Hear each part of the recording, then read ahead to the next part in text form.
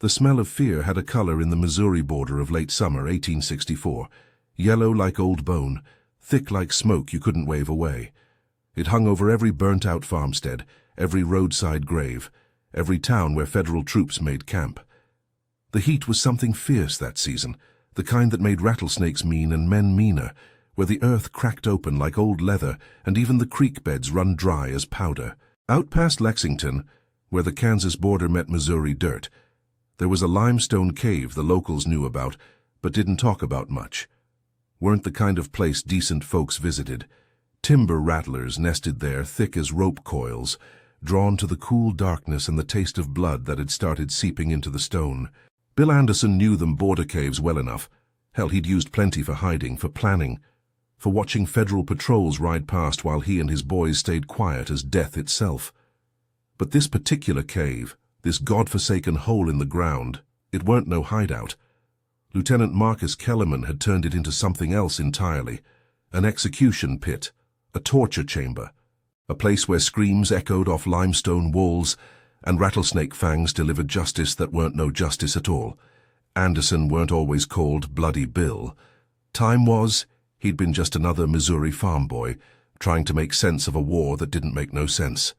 But that was before they killed his sisters Josephine and Mary, before the federal forces decided that burning buildings with women still inside was acceptable conduct for civilized soldiers. Something died in Bill that day, something that couldn't never be brought back. What grew in its place was cold and hard and sharp as a skinning knife.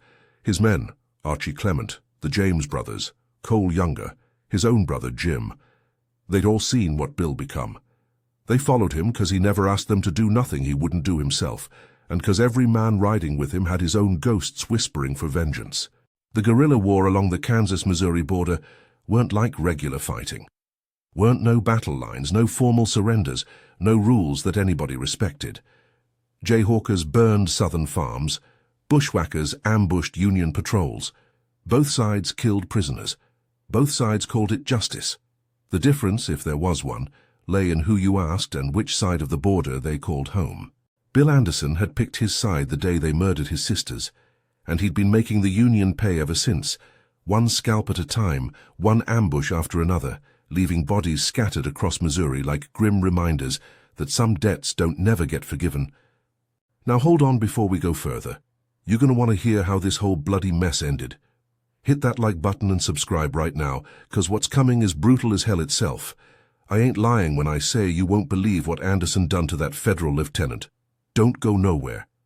George Haight never figured he'd die the way he done. Man was 53 years old, too old for fighting anymore, even if his leg hadn't been shot to pieces at Wilson's Creek 3 years back. He lived quiet on a patch of dirt outside Lexington with his daughter Emma, growing what he could, keeping his head down, trying to survive a war that had already taken most everything from him except that farm and that girl. Sure, he'd sheltered bushwhackers now and again, fed Bill Anderson's men more than once when they rode through hungry and hunted, but that was just being decent, the way folks out there understood decent. You didn't turn away hungry men, didn't matter which uniform they'd worn or which flag they claimed. Lieutenant Kellerman saw it different. He'd been stationed at the federal garrison near Lexington for 8 months, and in that time he'd developed himself a reputation for creativity when it come to dealing with Confederate prisoners. Hanging was too quick, he reckoned. Firing squad was too clean. No, Kellerman wanted something that'd make an impression, something that'd teach these Missouri rebels what happened when you opposed federal authority. That's when he found the Rattlesnake Den.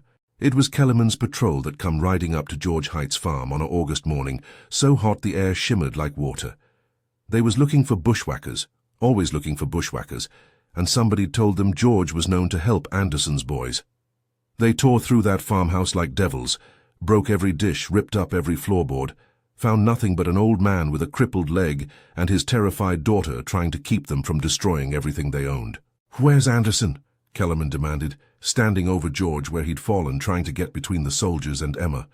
The lieutenant was a tall man, thin as a fence post, with eyes that looked like chips of dirty ice. "I know you've sheltered him. Tell me where he is and maybe I'll let you keep breathing." George looked up at him from the floor, his ruined leg twisted under him, pain written across his weathered face. "Don't know where he is," he said, voice steady despite the fear. "And if I did, I wouldn't tell you, you bastard. Wrong answer. Kellerman's smile went cold as a December grave. You're going to regret that, old man. I'm going to teach you what happens to Confederate sympathizers in my territory. They dragged George Height out of that farmhouse, while Emma screamed and fought, held back by 2 soldiers who laughed at her tears. Kellerman had them throw George across a horse, his crippled leg dangling useless, and they rode out toward the limestone hills east of town. Emma they brought along too. Kellerman wanted her to watch, wanted her to remember, wanted her to tell every other Confederate sympathizer what happened when you crossed Lieutenant Marcus Kellerman. The rattlesnake den sat in a clearing surrounded by blackjack oak, just a dark mouth in the hillside that dropped straight down 20 feet into a natural limestone chamber. Even in daylight, you could hear them rattlers buzzing down there, disturbed by footsteps above, coiled and ready in the cool darkness. Kellerman had used it 5 times already. 5 Confederate prisoners or suspected bushwhackers thrown alive into that pit, left to die slow and screaming while their families or fellow captives listened from above. He called it frontier justice. His men called it something to brag about in the Garrison Tavern. The families of the dead called it murder, but weren't nobody listening to them. They made Emma watch from 10 feet away, held by soldiers while her father lay at the edge of that pit, hands bound, looking down into the writhing mass of timber rattlers that had already stirred to angry life. George Height weren't a man who begged. 3 years of war had burned that out of him, but he looked at his daughter one last time with eyes that said everything words couldn't. "Please," Emma was sobbing, trying to pull free. "Please, he's just an old man, he can't hurt nobody, please don't do this." Kellerman lit a cigar, savoring the moment like good whiskey. "Should have thought about that before you Confederates started this war. Should have thought about it before your daddy helped Anderson's butchers." He nodded to his men. "Do it." They pushed George Height into the rattlesnake den.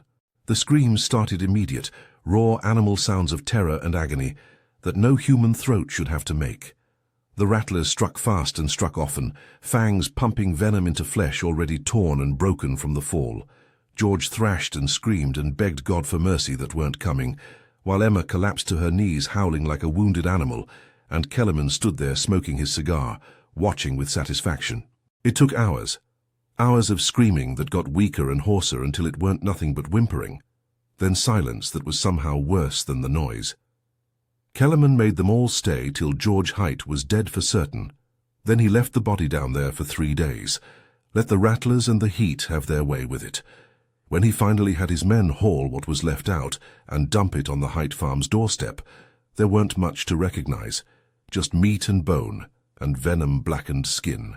The note he left was simple: the fate of all who shelter bushwhackers. Emma buried what was left of her father in the family plot. Then she done what any desperate woman would do in Missouri in 1864. She sent word through the underground network of Confederate sympathizers, through trusted friends and careful whispers, till it reached the one man who could make Kellerman pay for what he'd done. She sent word to Bloody Bill Anderson. Word traveled slow and careful through Missouri when it come to Confederate business. A whisper in a tavern, a note left under a rock by a creek crossing, a trusted friend who knew another trusted friend. The underground network of Southern sympathizers had learned to be careful. Federal patrols was everywhere, and loose talk got folks hanged or worse. But when the message concerned George Height and what Lieutenant Kellerman done to him, that word traveled faster than usual. Folks was horrified, yeah, but more than that, they was scared. If Kellerman would do that to a crippled old veteran who couldn't fight back, what did he do to the rest of them? The message reached Frank James first. He was holed up in a barn outside Independence, recovering from a bullet graze across his ribs, when a farmer's wife brought him food and the news. Frank knew the Heights, good people, quiet people, the kind who'd share their last biscuit with a hungry guerrilla and never ask for nothing in return.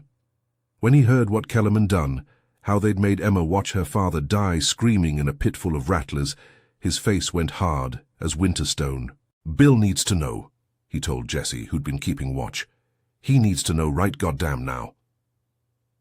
They found Bill Anderson 3 days later, camped with 30 guerrillas in an oak grove 20 miles north of Lexington. Anderson was cleaning his revolvers when the James brothers rode in, and he knew from their faces that something bad had happened, something personal. Frank didn't waste words. He told it straight. George Height, the farm, Kellerman, the rattlesnake den, all of it. Told how Emma had to listen to her father scream for hours while federal soldiers laughed and their lieutenants smoked cigars like he was watching a damn show. Told how they'd left George's body to rot for 3 days before dumping it like garbage. Bill Anderson didn't say nothing for a long while. Just sat there with his revolvers in his lap, staring at something nobody else could see. His jaw worked like he was chewing on glass. The other guerrillas had gathered round. Archie Clement, Cole Younger, Jim Anderson, a dozen others.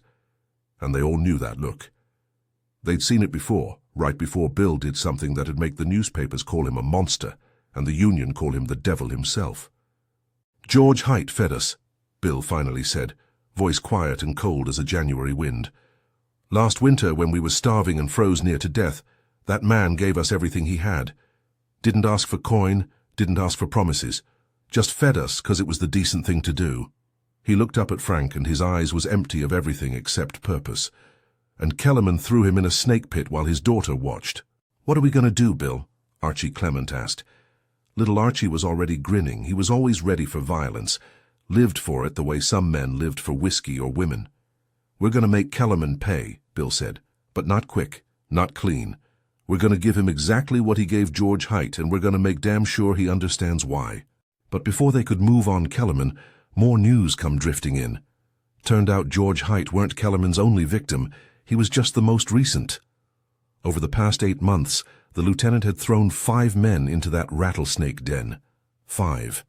And all of them had been prisoners, suspected guerrillas or Confederate sympathizers, men who couldn't fight back, men who was already captured and helpless. There was Thomas Riddle, a 47-year-old farmer accused of hiding ammunition for bushwhackers. They'd found 3 old musket balls in his barn, probably left over from before the war, but Kellerman called it evidence of rebellion. Into the pit he went, screaming till his voice gave out. There was Marcus Shelby and his brother Daniel, both in their 30s, caught riding with bloody shirts in their saddlebags. They claimed they'd been hunting, but Kellerman said the blood was from murdered Union soldiers. Couldn't prove it, didn't matter. He threw them both in together, made the other prisoners listen to them die. There was William Proctor, a 51-year-old shopkeeper who'd refused to take federal scrip for his goods, said he'd only accept gold or silver. Kellerman decided that was Confederate sympathizing. The rattlesnakes didn't care about currency. And there was Henry Walsh, a 29-year-old who'd been caught with a Confederate flag hidden in his barn, probably from before the war, probably just a keepsake, didn't matter to Kellerman. Into the pit. 5 men, 5 families destroyed, 5 sets of screams echoing through Missouri hills while federal soldiers stood guard and their lieutenant watched like it was entertainment. Bill Anderson gathered every scrap of information he could about Kellerman, sent men into Lexington disguised as drifters, as Confederate deserters looking to turn coat, as farmers selling supplies to the garrison. They learned Kellerman's schedule, his habits, his weaknesses. Learned he drank heavy most nights, liked to brag about his rattlesnake justice in the garrison tavern, thought himself untouchable behind those garrison walls with 40 federal soldiers to protect him. They learned something else too, something that made the whole situation even more complicated. Kellerman had a 14-year-old son serving as a drummer boy at the garrison. The lieutenant's pride and joy, always bragging about how the boy was learning to be a soldier, learning to be hard, learning to do what was necessary. "We could use the boy," Archie suggested one night around the fire. "Grab him. Make Kellerman come to us." Bill shook his head. "The boy ain't done nothing. We ain't in the business of hurting kids, Arch, you know that." "Kellerman didn't care about Emma Height having to watch her daddy die," Archie shot back. "That's what makes us different from him," Bill said, and his voice had an edge that said the conversation was over. "We punish the guilty. We don't hurt innocents. That's the line, and we don't cross it." Frank James spoke up from where he sat cleaning his pistol. "What about the garrison?" 40 soldiers, Bill, that's a lot of guns." "We ain't going to fight 40 soldiers," Bill said. "We're going to be smarter than that. We're going to get Kellerman alone, away from his protection, where he can't hide behind his rank or his men." He looked around the fire at his guerrillas, these hard men who'd followed him through hell and back. "I need information. Who's got contacts inside Lexington?" Cole Younger cleared his throat. I know a woman there, works as a laundress at the garrison. She's Southern through and through, lost her husband at Wilson's Creek. She could help. Talk to her, Bill ordered.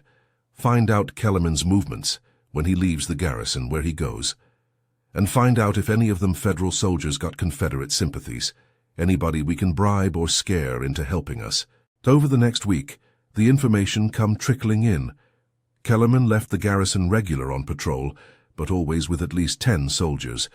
He visited a widow woman in town twice a week, probably forcing himself on her from what Cole's contact said, but always brought guards. He inspected the rattlesnake den every few days, seemed to take pleasure in looking down into that pit, maybe reliving the screams. And he was planning another demonstration. Word was he had 2 prisoners scheduled for execution in 10 days, 2 men caught with Confederate literature, both in their 40s, both with families. Kellerman was advertising it almost, letting folks know that anyone who supported the rebellion would meet the same fate as George Haight. We got 10 days, Bill told his men.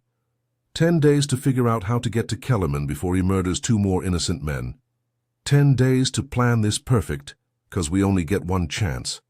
We mess this up, Kellerman goes deeper into hiding, and them 2 prisoners die screaming just like George Haight did. Jesse James, who'd been quiet through most of the planning, finally spoke up.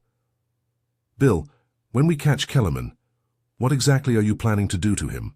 Bill Anderson looked at Jesse with eyes that had long since stopped seeing mercy as a virtue. I'm going to give him exactly what he gave George Haight. I'm going to throw him in that goddamn rattlesnake den, and I'm going to make sure he lives long enough to regret every scream he ever caused. He paused, letting that sink in. And I ain't going to lose no sleep over it neither. The guerrillas went silent, each man dealing with that promise in his own way. Some nodded approval. Some looked troubled. All of them understood that when Bill Anderson made a promise like that, it was as good as done.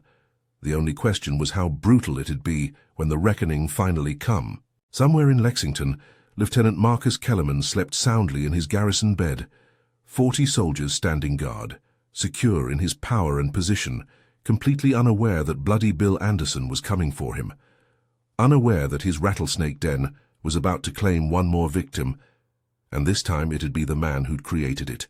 The Missouri night was hot and still, the kind of quiet that comes before thunder, and thunder was coming to Lexington, riding hard with scalps on its saddle and vengeance in its heart.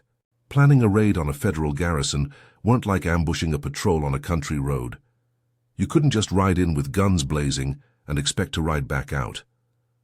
Bill Anderson had learned that lesson hard over 3 years of guerrilla war. Careful planning kept you alive, kept your men alive, and got the job done clean. Rush in stupid, you ended up hanging from a tree or shot full of holes before you got within 50 yards of your target.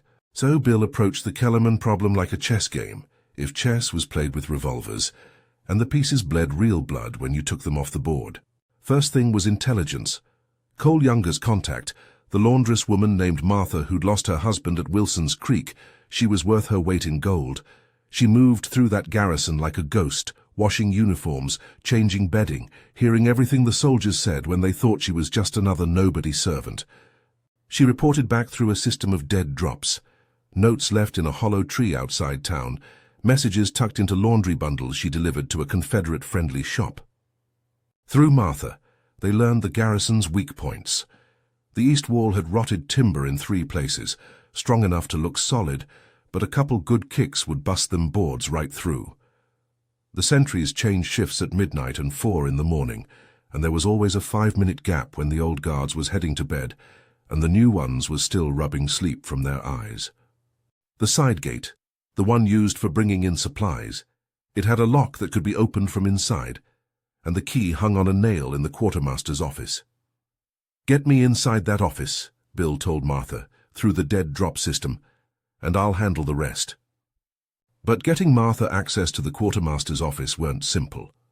The woman was a laundress, not a spy, and she was scared half to death of what'd happen if the Federals caught her helping guerrillas. Bill understood fear. Hell, he used it as a weapon often enough, but he also knew how to turn fear into motivation. He had Frank James deliver a message personal like, "George Haight fed guerrillas 'cause it was the decent thing. Kellerman threw him to the rattlers. You help us. You help make sure no other decent man dies screaming in that pit. You don't help us, Them 2 prisoners Kellerman's got scheduled for execution in 8 days. Their blood's on your hands, same as his. Martha made her choice. 3 days later, she managed to swipe the key long enough to make a wax impression, then got the key back on its nail before anybody noticed it missing. A Confederate sympathizing blacksmith in town made a duplicate from the impression. And just like that, Bill Anderson had a way into the garrison. But a key weren't enough. They needed distraction, needed confusion, needed the garrison looking the wrong direction when Bill's men come through that side gate. That's where the James brothers earned their keep. Jesse and Frank spent 4 days in Lexington, playing the part of drifters looking for work. They bought drinks for Federal soldiers in the tavern, listened to their complaints about bad food and worse pay, learned which ones was hardcore Union and which ones was just boys far from home who didn't much care about the cause. They found 3 soldiers, 2 privates and a corporal, who was sympathetic enough to Southern folks that they could be convinced to look the other way, especially if there was gold coin involved. "How much we offering?"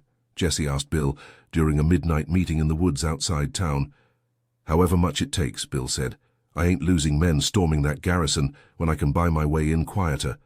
The negotiation happened in a barn outside Lexington, with Frank James doing the talking and Jesse standing guard with a revolver in case things went sour. The 3 Federal soldiers, boys really, none over 22, they listened to Frank's proposition with faces that showed equal parts greed and terror. "You want us to unlock the side gate at midnight and make sure we're the ones on duty at the east wall," the corporal said slowly, making sure he understood. "And for this, you'll pay us $50 gold each." "That's right," Frank confirmed. "And you'll live. Try to double-cross us, try to warn your officers, and I promise you won't see sunrise. Bill Anderson don't forgive betrayal." The corporal swallowed hard. Every Federal soldier in Missouri knew Bill Anderson's reputation. "What about after? When Kellerman comes up missing, they'll investigate. They'll figure out somebody helped." "You'll say guerrillas came over the wall, overwhelmed you, too many to fight," Frank said. "Ain't your fault. You'll be heroes for surviving, and you'll be $50 richer besides." They took the deal. Greed and fear together make a powerful motivator. With the inside approach secured, Bill focused on the extraction. Getting into the garrison was one thing, getting Kellerman out alive was another. They needed him alive, needed him conscious, needed him able to understand exactly what was happening when Bill threw him in that rattlesnake den. A bullet to the head was too quick, too clean, too easy. This had to be personal. Archie Clement suggested chloroform. Knock Kellerman out, carry him like a sack of grain. But Bill shook his head. Want him awake. Want him knowing we got him, knowing there ain't no escape, knowing what's coming. Fear's part of the punishment. Instead, they'd rely on speed and overwhelming force.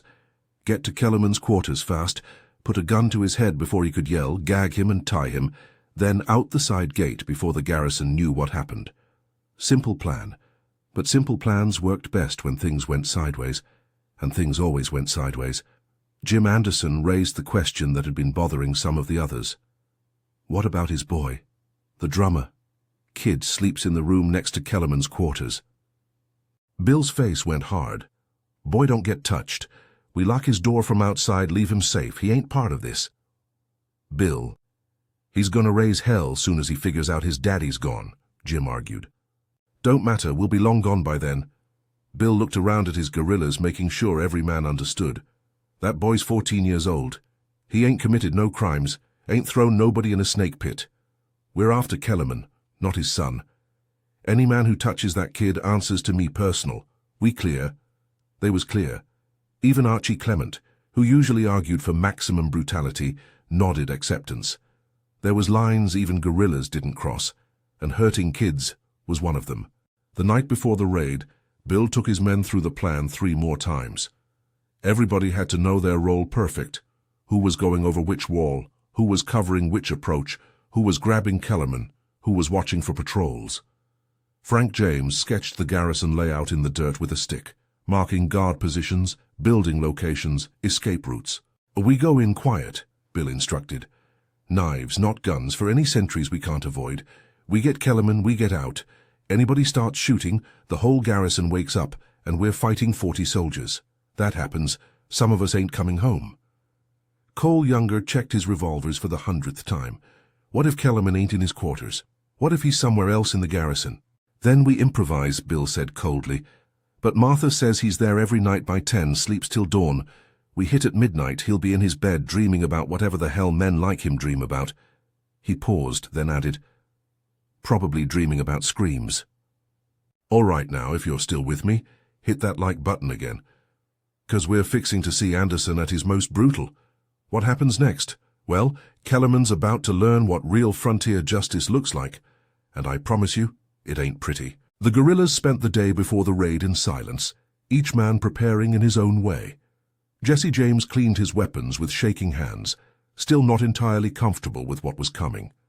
Frank wrote in his journal, trying to make sense of the violence they was about to commit. Cole Younger prayed. Yeah, even guerrillas prayed sometimes, asked God to forgive what they was about to do, or at least understand why they was doing it. Archie Clement just grinned and sharpened his knife, eager as a kid before Christmas. Bill Anderson sat apart from the others, staring at nothing, his revolvers laid out before him like instruments of surgery. He was thinking about George Height screaming in that pit, thinking about Emma Height having to listen, thinking about 5 other men who died the same way. He was thinking about the debt that was owed, and how he was fixing to collect it with interest. As the sun set over Missouri on that August evening, 30 guerrillas prepared to ride into Lexington. They checked their weapons, tightened their saddles, said whatever prayers they still remembered. The moon rose thin and mean, barely giving light, perfect for what they had planned. At 11:30 they mounted up. At 11:45 they was riding through the darkness toward Lexington, ghosts in the night, death coming on horseback. At midnight exactly, they'd be inside that garrison. And Lieutenant Marcus Kellerman's comfortable world was about to end in the worst way possible. Midnight come to Lexington quiet as a held breath.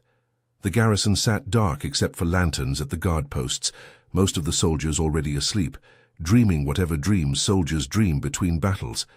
The sentries walked their rounds lazy-like, bored from 8 months of garrison duty where nothing much ever happened, except the occasional drunk private and Kellerman's snake pit executions.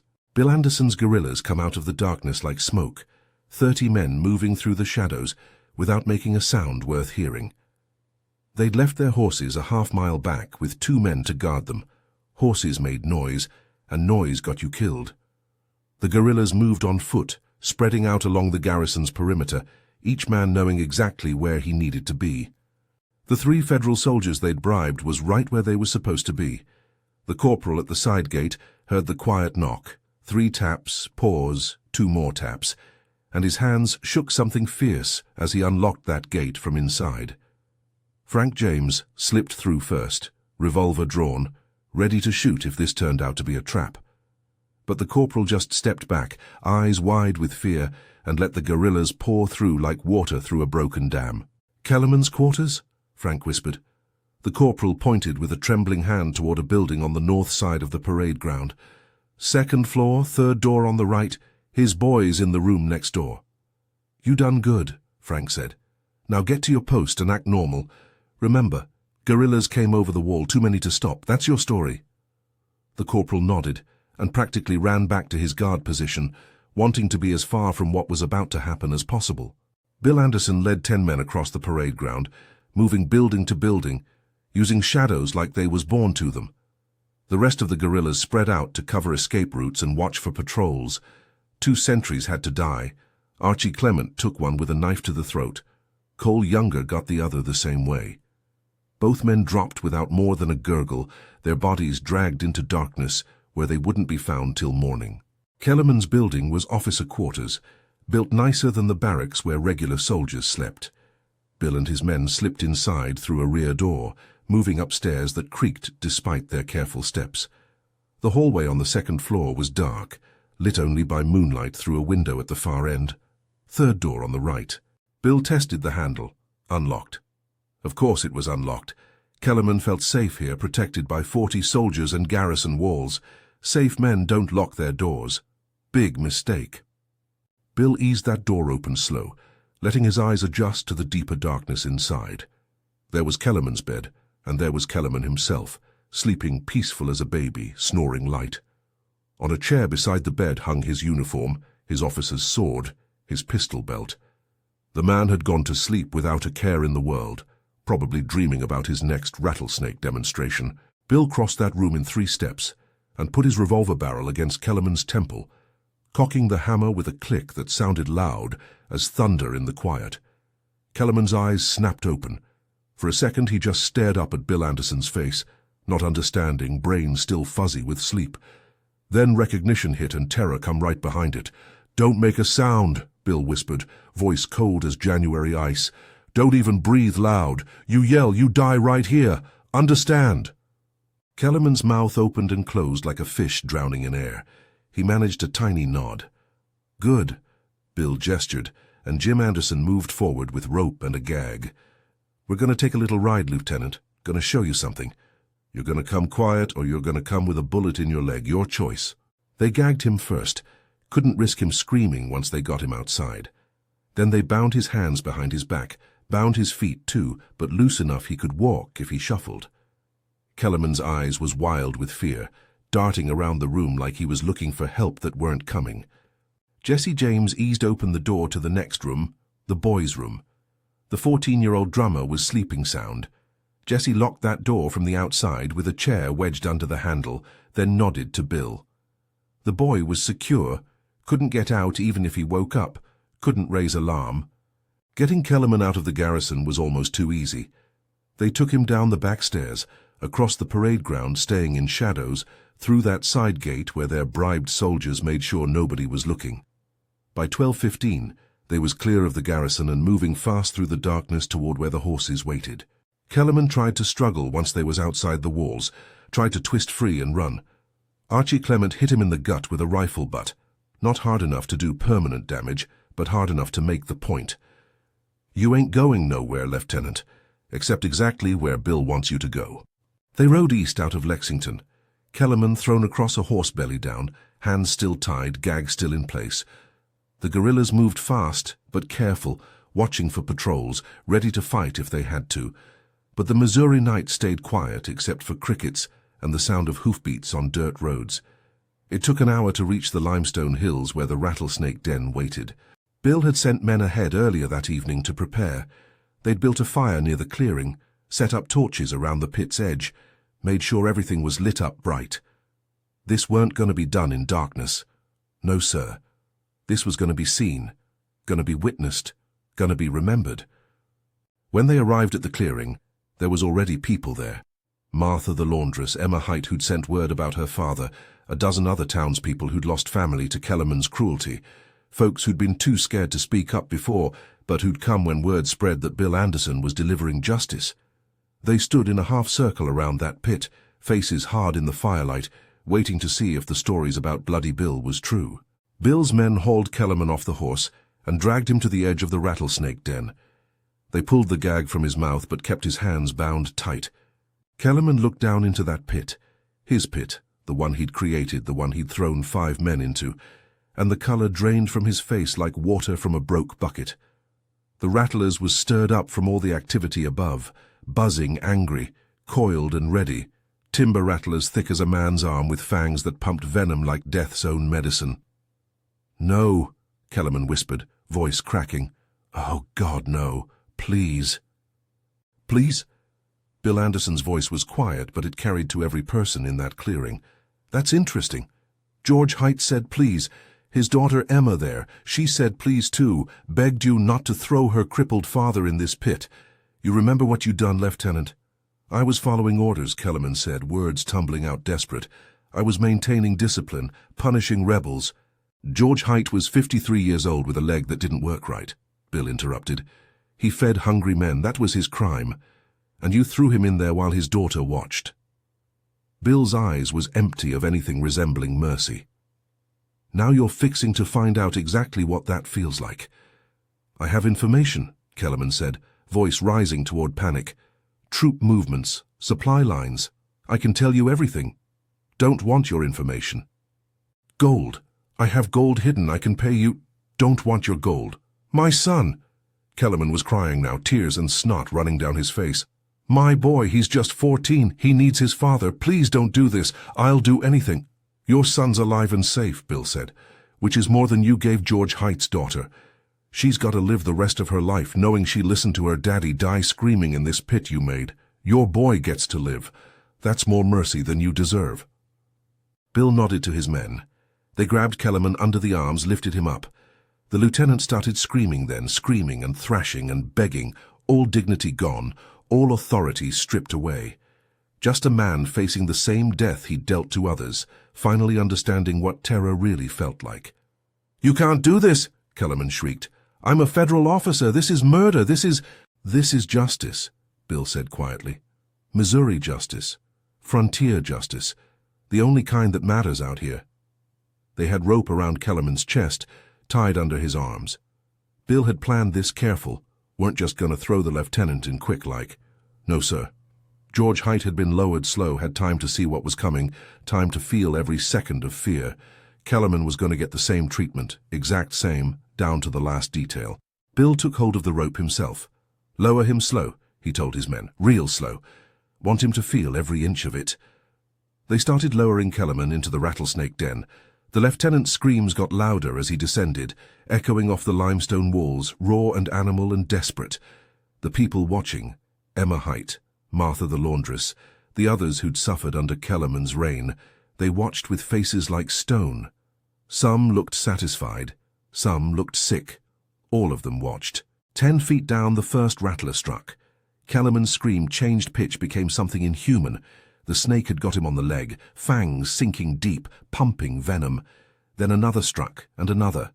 The pit was full of them, stirred to fury by this thing invading their den, striking again and again. "Pull me up!" Kellerman shrieked. "Oh, God, pull me up, please, I'm sorry. Bill kept lowering him. Slow. Steady. Exactly like Kellerman had lowered George Haight. 15 feet down.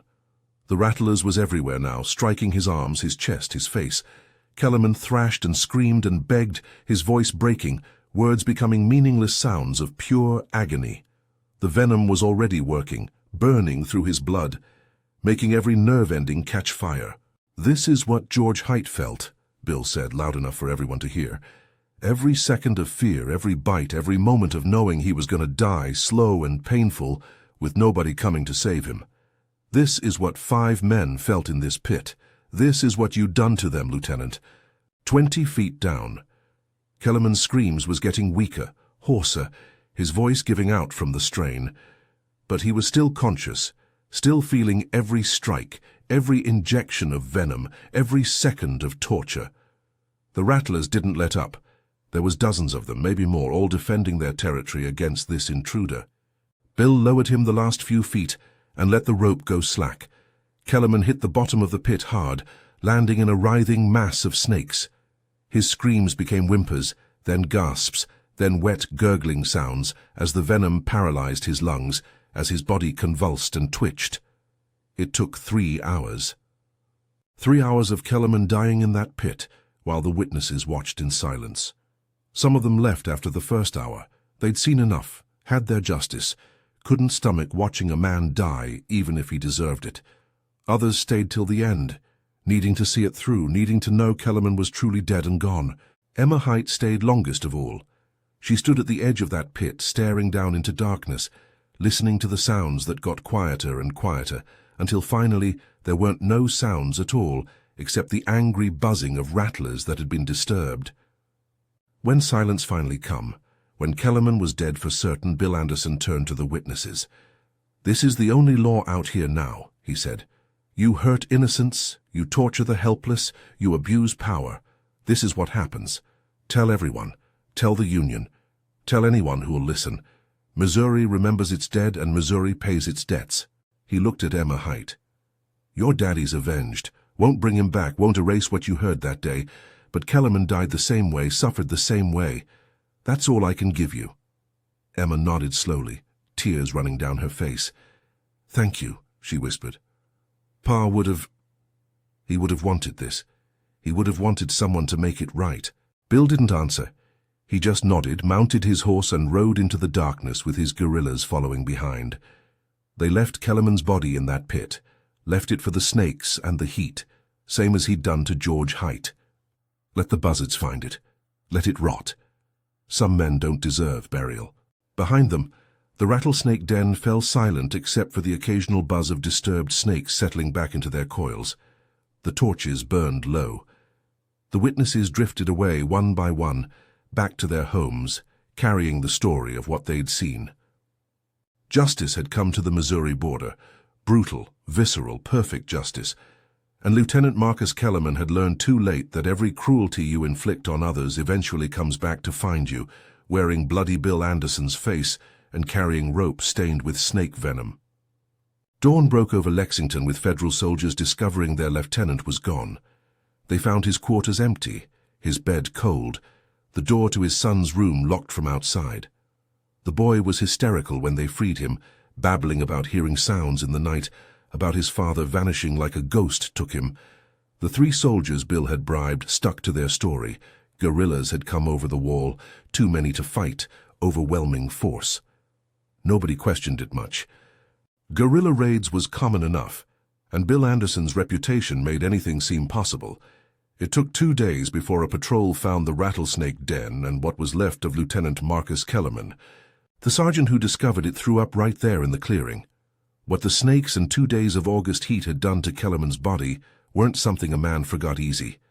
They pulled what remained out of that pit using long poles, wouldn't go down there themselves for all the gold in California. The body was swollen, blackened, covered in bite marks, dozens of them, maybe more. The face was barely recognizable. Pinned to a tree nearby was a note written in careful block letters. Lieutenant Kellerman received frontier justice for the unlawful execution of George Height and 5 other prisoners. His son lives because Emma Height must live with her memories.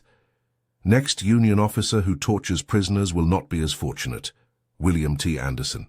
The Union command in Missouri went quiet after that.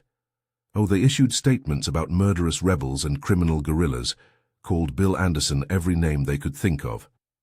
But privately, orders went out. No more creative executions, no more torture of prisoners, no more rattlesnake pits or similar methods. Officers who disobeyed would face court-martial, not because the Union suddenly grew a conscience, but because they was terrified of what Bloody Bill would do if they gave him another reason to come calling. The rattlesnake den itself became a problem. Local Union commanders wanted it filled in, wanted to erase all evidence of what Kellerman had done and what Anderson had done in return. But the townspeople of Lexington had other ideas. They come out in force, Confederate sympathizers and even some Union folks who'd been horrified by Kellerman's methods, and they dumped wagon loads of rocks and stones into that pit till it was filled to the brim. Then they piled more stones on top, building a cairn that rose 6 feet high. Nobody said it out loud, but everyone understood. That cairn was a warning, a reminder, a promise that some debts don't never get forgiven, and some justice can't be stopped by garrison walls or federal authority. Emma Height stayed in Lexington another month, settling her father's affairs. Then she moved west to Kansas to live with an aunt. Before she left, she visited that stone cairn one last time, stood there with her hand on the rocks, and whispered something nobody else could hear. Maybe a prayer, maybe a thank you. Maybe just goodbye to the father who'd been taken from her, and the man who'd made sure his death didn't go unanswered. Years later, she'd tell her grandchildren about Bloody Bill Anderson, about how he'd avenged her father when nobody else would, when the law didn't care, and the federal government looked the other way. He was brutal, she'd say, but he kept his promises, and in Missouri during the war that counted for something. Bill Anderson's guerrillas rode hard after leaving the rattlesnake den, putting distance between themselves and Lexington. They camped in Oak Grove 30 miles north, and for the first time in weeks, some of the tension eased from their shoulders. They'd done what they set out to do. Kellerman was dead. George Height was avenged. The debt was paid. But the cost of that justice weighed different on different men. Jesse James sat apart from the others, cleaning his revolvers over and over even though they was already clean, trying to scrub away memories that wouldn't wash off.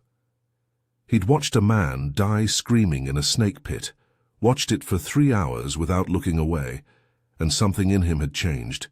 He was 19 years old and already he'd seen enough death to last 10 lifetimes. Frank James found him there as the sun set. "You all right?" "Don't know," Jesse answered honest. We killed a man real slow, Frank, made him suffer something awful. He killed 6 men the same way, Frank pointed out. George Height, Thomas Riddle, the Shelby brothers, William Proctor, Henry Walsh. All of them died screaming just like Kellerman did. All of them was helpless prisoners. I know, Jesse said, but that don't make it easier to live with. Frank sat down beside his brother. Ain't supposed to be easy. Day killing gets easy as the day you become something worse than the men you're fighting. He was quiet for a moment, then added, Bill knows that. Why you think he looks the way he does? Like something's eating him from inside? Every man he kills takes a piece of him with it, but he does it anyway, 'cause somebody's got to stand up for folks who can't stand up for themselves. Cole Younger had a different take on it. Man invented a new way to kill, he said around the campfire that night. Can't complain when that same method gets used against him. Kellerman made his choice when he threw the first prisoner in that pit. He just didn't think about consequences till they come for him with his own rope. Archie Clement, predictably, had no regrets at all. Should have made it last longer, he muttered, and nobody was quite sure if he was joking. Bill Anderson himself said nothing. He sat at the edge of camp, staring into darkness, his revolvers laid out before him, his hands steady, but his eyes haunted. He'd done what needed doing, paid the debt he owed George Height, sent a message that'd echo across Missouri. But Frank was right. Every act of vengeance took something from him, carved away pieces of whoever he'd been before the war, before his sisters died, before he become Bloody Bill. But he'd do it again. That was the hell of it. If another Kellerman appeared, if another federal officer started torturing prisoners, Bill would ride out and deliver the same brutal justice. Because somebody had to. Because the law didn't reach out here, and mercy was a luxury the border couldn't afford. The war would grind on for another year. Bill Anderson would die in October 1864, shot from his horse in an ambush near Albany, Missouri. He was 24 years old. Some said he'd been living on borrowed time, that a man that violent couldn't survive long. Others said he'd accomplished what he set out to do, made the Union pay for every murdered Southerner, every burned farm, every tortured prisoner. His legend would outlive him by generations. The story of Lieutenant Kellerman and the Rattlesnake Den spread across Missouri like wildfire. It got embellished in the telling. Some versions had Bill torture Kellerman for days. Others had him throw a dozen federal officers in that pit. But the core truth remained. Bill Anderson had kept his promise to George Height, had delivered justice in the only form the border understood. Union officers became more careful after that. Oh, they still fought hard, still burned farms and arrested suspects, but the torture stopped. The creative executions ended. Not because they grew consciences, but because they were scared. Scared of waking up with a gun to their head. Scared of that long ride to a limestone pit. Scared of Bloody Bill Anderson keeping another promise. The Missouri-Kansas border would claim over 50,000 lives before the war ended. Most of them would be forgotten, just names on casualty lists, bodies in unmarked graves. But George Height and Marcus Kellerman, their story would be remembered, whispered in taverns, told around campfires, passed down through generations as a warning about what happens when you cross certain lines. The Rattlesnake Den still exists today, buried under tons of stone and overgrown with brush and blackjack oak. Locals say on quiet August nights, when the heat hangs heavy and the air don't move, you can still hear sounds coming from below. Some say it's just the wind through the stones. Others swear it's Lieutenant Kellerman, still screaming, still paying his debt for eternity.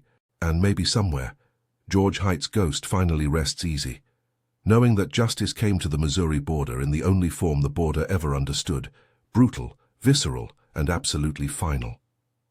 Well, there you have it, folks. That's how Bill Anderson dealt with Lieutenant Kellerman in that damned rattlesnake den. Subscribe if you ain't already. We got more stories about the Missouri guerrilla that'll make your blood run cold. And tell me down in the comments where you watching from and what you think about what Anderson done. Was it justice or did he go too far? Let's hear it. I want to know what you reckon about Bloody Bill's brand of frontier law.